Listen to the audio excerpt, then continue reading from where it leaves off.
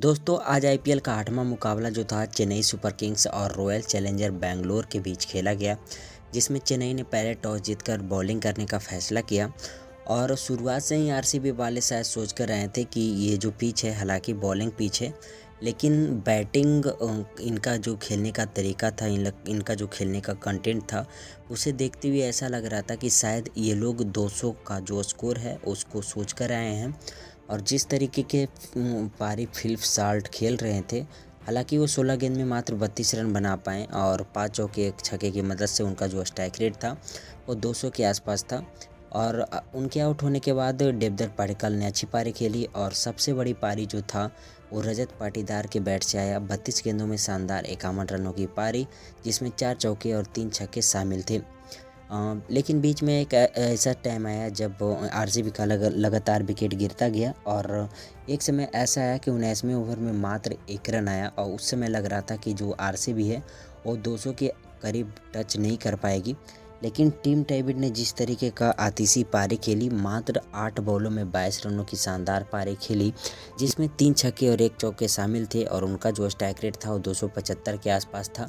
और इसी की बैटिंग की वजह से जो आरसीबी है उसका जो स्कोर है 20 ओवर में 196 रन पर 7 विकेट था। दोस्तों आरसीबी ने जिस तरीके का बैटिंग किया था उसे देखते हुए ऐसा लग रहा था कि जो चेन्नई के बल्लेबाज आएंगे वो भी ऐसे ही आतिशी पारी खेलेंगे और जो मैच है वो रोमांचक होगा। और जिस तरीके का चेपॉक में रिकॉर्ड है चेन्नई का, क्योंकि अब तक 8 से 9 मुकाबले हो चुके हैं जिसमें मात्र एक बार आरसीबी की जो टीम है वो चेन्नई को हरा पाई है, और वो भी साल 2008 में ऐसा हुआ था 14 रनों से। तो लगभग में 6000 से ज़्यादा दिन हो चुके थे आरसीबी को चेपॉक में हराए हुए।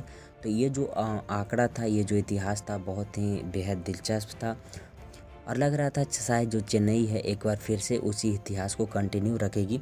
लेकिन इस बार आरसीबी के बॉलर्स का मकसद कुछ और था और आरसीबी की जो बॉलिंग लाइनअप थी और आरसीबी की जिस तरह की बॉलिंग थी, इन्होंने चेन्नई का कमर तोड़ दिया और मात्र 1.2 ओवर में 8 रन पे पहला विकेट गिरा और 8 रन पे ही दूसरा विकेट गिर गया। और जिस तरीके का अंतराल रहा विकेट गिरने का, सिलसिला लगातार गिरता गया।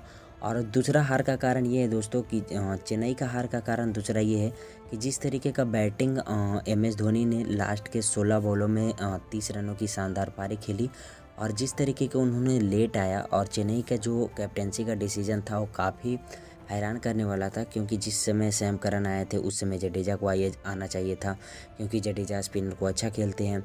और जिस समय अश्विन आए थे उस समय उसके ऊपर और धोनी को आना चाहिए था, क्योंकि जो चेन्नई की टीम थी 144 रन बनाई और 50 रनों के विशाल अंतर से इस मैच को हार गए। तो बहुत सारे डिसीजन ऐसे थे जो चेन्नई को सूट नहीं किया और चेपॉक में चेन्नई की हार हो गई।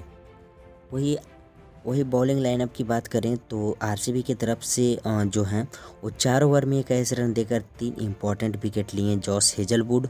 और वही आप अगर बात करें सीएसके की, तो सीएसके की तरफ से जो नूर अहमद हैं वो फिर से एक बार चमकते हुए दिखाई दिए और 4 ओवर में 36 रन देकर 3 इम्पॉर्टेंट विकेट लिए। दोस्तों इस मैच के बारे में आपकी क्या राय है, आप हमें कमेंट करके ज़रूर बताइएगा। और चैनल पर पहली बार आए तो चैनल को सब्सक्राइब कीजिए, वीडियो को शेयर कीजिए। मिलते हैं अगले मैच में अगले नोटिफिकेशन के साथ, तो तब तक के लिए शुक्रिया। जय हिंद, वंदे मातरम।